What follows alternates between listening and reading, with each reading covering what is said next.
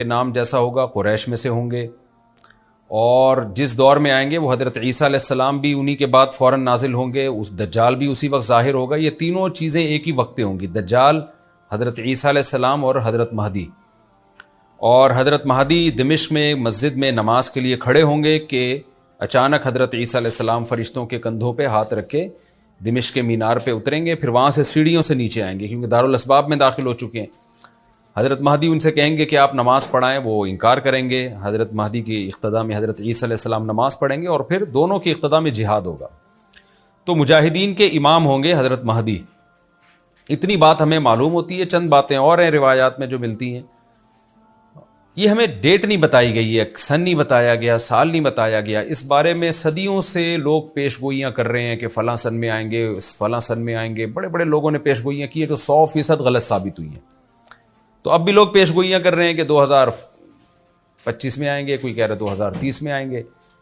تو گورنمنٹ کی طرف سے کوئی پابندی نہیں ہے، کوئی بھی کچھ بھی کہہ سکتا ہے. نبی صلی اللہ علیہ وسلم نے اس کو مبہم رکھا ہے، صحابہ نے مبہم رکھا. نہ صحابہ نے نبی سے تاریخ پوچھی، نہ مہینہ پوچھا، اور نہ نبی نے بتایا. اور ایسی چیزوں میں اسلام اس کو مجمل ہی رکھتا ہے، کیونکہ وہ مہینہ آتا اور اس مہینے میں کوئی بھی اٹھ کے مہدی کا دعویٰ کر دیتا تو کنفیوژن پیدا ہو جاتی نا. اس لیے ہمیں اس پر مبہم ایمان ضروری ہے، مجمل ایمان ضروری ہے. مبہم تو نہیں کہیں گے، مجمل کا مطلب تفصیل ہمیں معلوم نہیں ہے، بس ہمیں پتہ ہے کہ ایک وقت آنے والا ہے قرب قیامت میں کہ حدیث میں آتا ہے خراسان سے ایک لشکر اٹھے گا اور اللہ اس کو فتح عطا فرمائیں گے. حدیث میں آتا ہے کہ مجاہدین لڑیں گے اور اتنی بڑی جنگ ہوگی کہ آپ صلی اللہ علیہ وسلم نے فرمایا کہ 1/3 مجاہدین اس میں جو لڑنے والے ہوں گے وہ شہید ہو جائیں گے، جو اس وقت کے سب سے افضل ترین شہداء ہوں گے.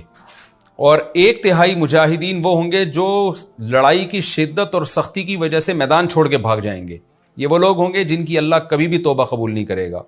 اور 1/3 ہوں گے جن کو اللہ دنیا پہ غلبہ عطا کرے گا، کفر پہ غلبہ عطا کرے گا.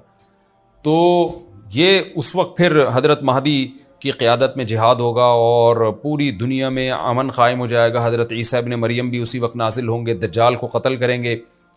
اور ایک اور دفعہ، یعنی ایک دفعہ تو اسلام دنیا میں غالب آ چکا ہے، تو ایک اور دفعہ اسلام حضرت مہدی حضرت عیسیٰ ابن مریم کے ذریعے پوری دنیا میں غالب آ جائے گا اور ہر طرف خیر ہی خیر ہوگی.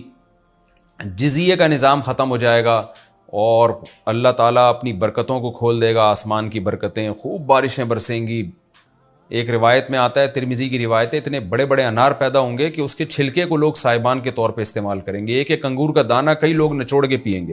یعنی برکتیں اللہ کی طرف سے ایسی کھل جائیں گی، تو پوری دنیا میں امن ہوگا. تو یہ جو نبی صلی اللہ علیہ وسلم کی جو بعثت تھی نا، آپ صلی اللہ علیہ وسلم کی، وہ کیا تھی؟ قرآن میں آتا ہے لِيُظْهِرَهُ عَلَى الدِّينِ كُلِّهِ. آپ صلی اللہ علیہ وسلم کو دنیا میں اس لیے بھیجا گیا تاکہ آپ دین کو پوری دنیا میں غالب کر دیں. تو ایک دفعہ تو یہ بنو امیہ کے دور میں اور بنو عباس اور پھر خلافت عثمانیہ، یہ جو مسلمانوں کی خلافتیں چلی ہیں، تو بنو امیہ اور بنو عباس کے دور میں تو اسلام پھیل گیا تھا. پوری دنیا، جتنی بھی مہذب دنیا تھی اس میں اسلام ہی اسلام تھا، یعنی اسلامی حکومت تھی. سب مسلمان نہیں تھے لیکن حکومت اسلامی تھی، سب مسلمانوں کے زیر سایہ تھے.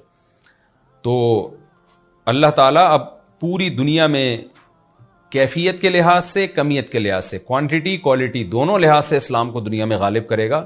اس کے لیے اللہ نے حضرت مہدی اور حضرت عیسیٰ ابن مریم کا انتخاب کیا ہے. اتنا ہمارا ایمان ہے. اب کیا ہوتا ہے کہ ہر تھوڑے دن میں کوئی مہدی اٹھ کے دعویٰ شروع کر دیتا ہے.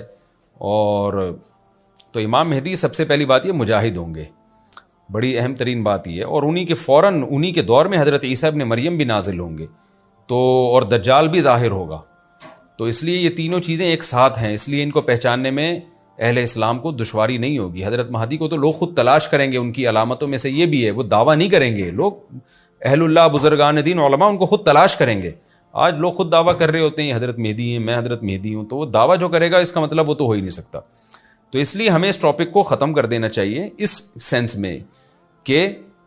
سینس میں ختم کر دینا چاہیے کہ جو دعوے کر رہے ہیں نا کہ کل آ رہے ہیں، پرسوں آ رہے ہیں، فلاں سن میں آ رہے ہیں، اس سینس میں اس ٹاپک کو ہمیں ختم کر دینا چاہیے. ہاں، جتنا احادیث میں ہے اس کو بیان کرنا چاہیے. اور جو لوگ بھی خلاف سنت ہوتے ہیں وہ تو حضرت مہدی ہو ہی نہیں سکتے. آج تو مہدی ہونے کا دعویٰ ایسے ایسے پاگل فضول قسم کے لوگ کر رہے ہیں جو انسان ہونے کا دعویٰ کرنے سے پہلے ان کو سوچنا چاہیے کہ ہم انسان کے بچے بھی ہیں کہ نہیں ہیں۔ اچھا، یہ بھی انہوں نے پوچھا ہے کہ کیا امام مہدی نبی ہوں گے؟ امام مہدی نبی ہوں گے یا صحابی؟ اس بارے میں وضاحت فرما دیں۔ نہ وہ نبی ہوں گے نہ صحابی ہوں گے، کیونکہ صحابی تو وہ ہوتے ہیں جنہوں نے اسی زندگی میں آپ صلی اللہ علیہ وسلم کو ایمان کی حالت میں دیکھا ہو۔ حضرت مہدی اور نبی کا زمانہ تو صدیوں کا فاصلہ ہے اس کے درمیان، تو نہ تو نبی ہوں گے نہ صحابی ہوں گے، نیک ہوں گے، بزرگ ہوں گے، بس مہدی کا معنی ہدایت یافتہ، سیدھے راستے پر ہوں گے۔ یوگا کی شرعی حیثیت، یوگا کی شرعی حیثیت بتا دیں عاطف کراچی سے۔ دیکھیں، یوگا ہندوؤں کا بھی ایک مذہبی وہ شعار سمجھا جاتا ہے، ہندو لوگ کرتے ہیں، ان کے جوگی ہوتے ہیں، پتہ نہیں کیا کیا کر رہے ہوتے ہیں، خیر، لیکن یوگا کی ایک حیثیت ہے کہ اپنی فزیکل فٹنس کے لیے آپ یوگا کرتے ہیں۔ تو اگر کوئی فزیکل فٹنس کے لیے کرتا ہے، کسی مذہبی رسم کی نقل اتارنا مقصد نہیں ہے یا اس کو فالو کرنا مقصد نہیں ہے، تو اگر یوگا کے ماہرین سے پوچھ کے کوئی آدمی ایکسرسائز کرتا ہے تاکہ اس کے جو باڈی ہے وہ لچک رہے اس میں، تو وہ جائز ہے، کوئی حرج نہیں ہے، بلکہ اگر صحت بنانے کی نیت ہو تو ثواب بھی ہوگا انشاءاللہ، کیونکہ آپ صلی اللہ علیہ وسلم نے فرمایا المؤمن القوی احب الی اللہ من المؤمن الضعیف، طاقتور مومن اللہ کو زیادہ محبوب ہے کمزور مومن سے۔ تو ہر وہ ایکسرسائز جو آپ کی باڈی کی فٹنس کے لیے اچھی ہے، فائدہ مند ہے، تو وہ آپ اچھی نیت سے کریں گے تو ثواب ملے گا۔ لیکن کوئی بھی فن جب سیکھیں تو ماہرین کے بغیر نہ سیکھیں۔ ہمارے یہاں لوگ انٹرنیٹ پہ دیکھ کے یوگا کی ایکسرسائز شروع کر کے اپنے آپ کو آڑا ترچھا کر لیتے ہیں، تو وہ پھر سیدھے نہیں ہو پاتے، بعض دفعہ گھڑیوں میں گیپ پیدا ہونے کا خطرہ ہوتا ہے، بہت کچھ ہو سکتا ہے۔ تو ماہرین سے پوچھے بغیر کوئی بھی کام خود سے نہ کیا کریں، اس کے بارے میں جدید تحقیق کو پہلے پڑھ لیں کہ کس ایکسرسائز کے فائدے کیا ہیں اور اس کے سائیڈ ایفیکٹ کیا ہیں۔ اسلام قبول کرنے کے بعد دل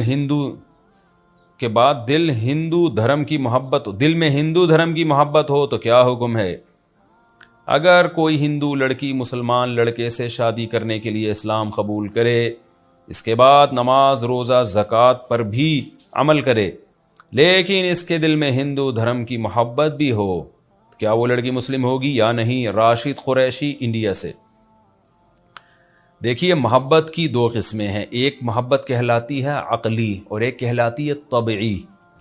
عقلی محبت کا مطلب یہ ہے کہ آپ کی عقل یہ کہہ رہی ہے کہ ہندو اچھا مذہب ہے اسلام سے، اور بت پرستی اور گائے کا پیشاب اور جو بھی ان کے مذہب